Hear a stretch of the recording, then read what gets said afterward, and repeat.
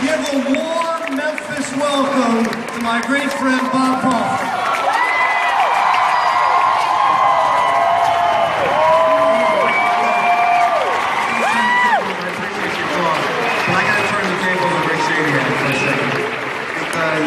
Rick and his wife Ann have been tremendous friends to my family, and I know that they're tremendous friends with all you guys, and I have seen them in the hospital with you guys, and day in, day out, you know, you're put on earth, and you just pray that you can be doing what your Creator intended you to do with your life. And Rick and Ann are doing that, and they are an inspiration to me and my family.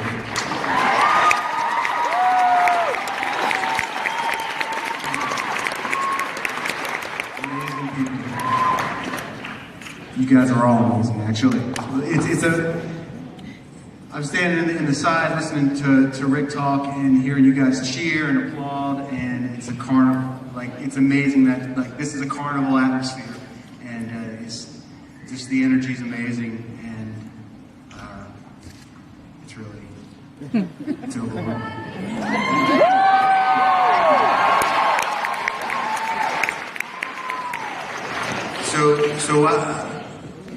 My St. Jude, my daughter's St. Jude story, which is my family's story, began in August of 2011 when our daughter, my wife Melanie and I's daughter Hallie, my wife found her in her crib actually one morning having a seizure. She was unresponsive.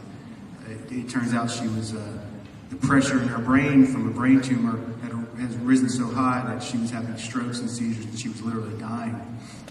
I was on a plane coming home from Germany at the time. My wife called 911. She was rushed to the hospital, had emergency surgery. They found a tumor in her mass in her brain. It was about the quarter of the size of her brain. It was enormous. She was 22 months old at the time. And these brain tumors, a lot of institutions around the country, they don't know them very well. You know, they don't know what to do with them. They misdiagnose them. They don't always get them all out at one time. They're just not familiar. It's not their fault. It's just they're not very familiar with pediatric cancer, because it is on the grand scale, the grand scheme of things. It's a very rare condition. So Hallie's tumor was diagnosed as an ependymoma, a high-grade anaplastic ependymoma. She suffered serious trauma when the tumor was being resected, and we were told over the period of 6 weeks, we were told everything from she would never sit up, she would never breathe on her own, she would have a feeding tube for the rest of her life, and then, by the way, she won't survive this cancer. The numbers of children that actually survive this thing are very, very low. And basically, it came down to our home institution. It was a matter of quality of life and longevity rather than seeking a cure. And during that period of time, my wife and I felt every day we were just being battered by, you know, one piece of bad news after another. It just beat us down. And one day in the hospital, I got a card in the mail, and my wife opened it, and it was from my aunt, and it had a St. Jude prayer card in it. And my wife looked at me and she said, "I want to go to St. Jude." And we didn't know anybody here. We didn't know what to do. I didn't know what the first step was. We didn't know what St. Jude offered. But she knew that was Hallie's only shot. Because all we had were prayers, and all we had was hope, and our hope was being drained every day that we stayed in North Carolina. So I met another parent whose child had a brain tumor, and it was a weekend, and they gave me a doctor's cell phone number here at St. Jude, and I called this guy on a Sunday night, and he had no idea who I was, and he told me to contact a woman named Tabitha Doyle here at St. Jude, And I did on Monday morning, and she called me Monday night and said if Hallie could be there by Wednesday morning at 10 a.m., they could take her. St. Jude would take her.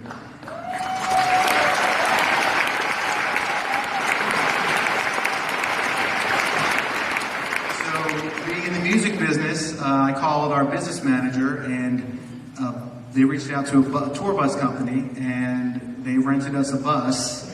Actually, the bus company donated the bus, and a driver, a really great guy named Neil Derringer, he donated his time. And he drove on a Tuesday afternoon, drove from Nashville to Charlotte, North Carolina, picked us up at the hospital we were at, and his stepson, whose name is Stetson, drove my van with all our, everything that we had in the world, and they drove us overnight in monsoon-like rains to St. Jude, and we pulled up at the front door of St. Jude in that driveway between the pavilion and the front door, and they dropped us off at 10 a.m. on Wednesday morning, just like we had to be there. And so we walked in, and it was like, I talk about a carnival atmosphere here. We walk into this hospital. This is the first time we have our little, broken, fragile daughter under our own care since August 28th. It's October 20th. So we walk into the hospital, and we're in the front lobby, and it's like a carnival going on. Literally, there were clowns. There were clowns juggling in the front lobby of St. Jude. And all these people, it was packed. It was just noisy and chaotic and packed.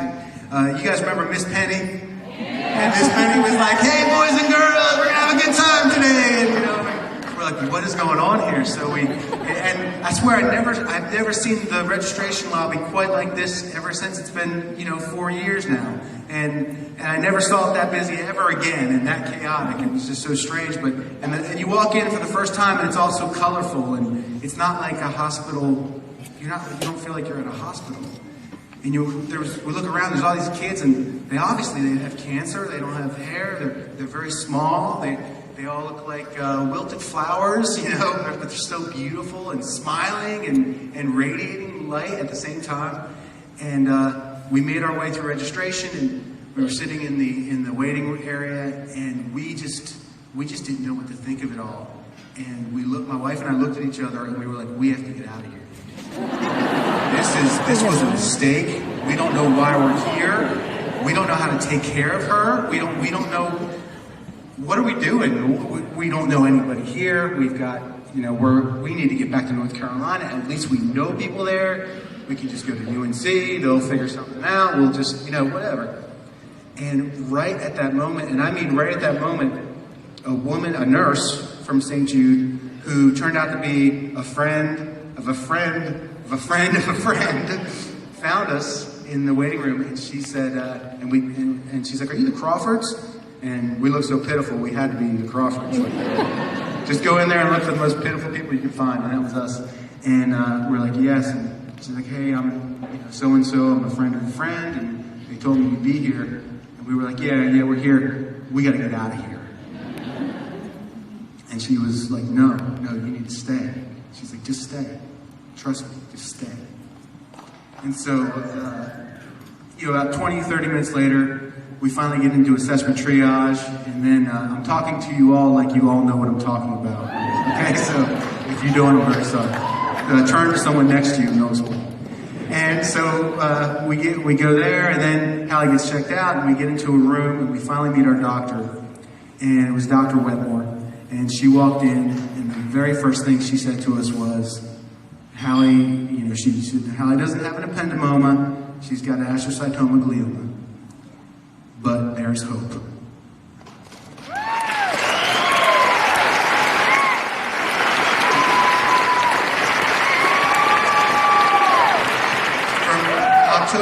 From August 28th to October 20th, we had not had a doctor talk to us like that. We didn't have anybody in any institution say, "There's hope." No one gave us that. They didn't give us that. That was not being offered at all. No matter how, no matter what. That was the last word that anyone ever came in to say to us. So, of course we started bawling our eyes out. And then she said she'll go to kindergarten. We're going to try to cure her. She's going to go to kindergarten.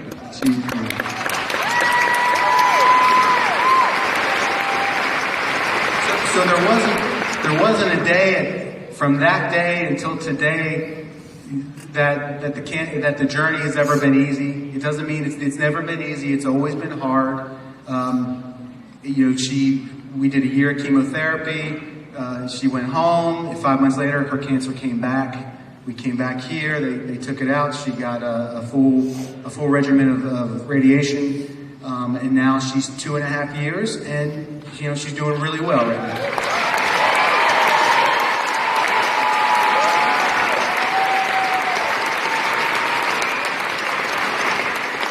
We live like all of us. We all live one day at a time. That's all we get. That's all we can do is one day at a time. But she's in kindergarten, so. She's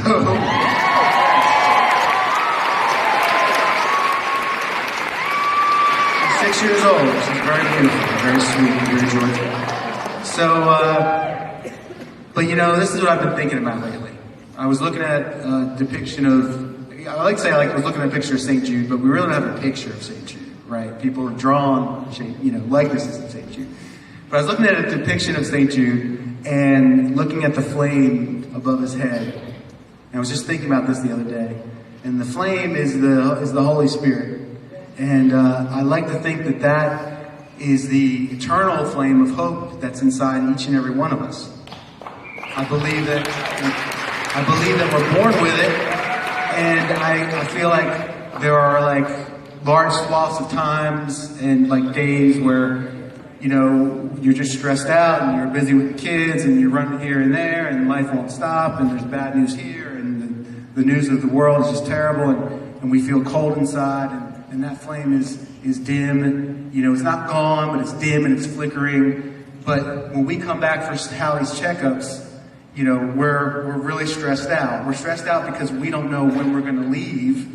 We're here for 3 days, but you never know if that's going to be the case. And then there's the anxiety of hauling your family, 12 hours away, and little kids in the van, and cracker barrel visits, and food everywhere, and just everybody's in a bad mood, cranky and tired. But as soon as we walk through that front door of St. Jude, there's a feeling of safety and security and peace and hope and calm.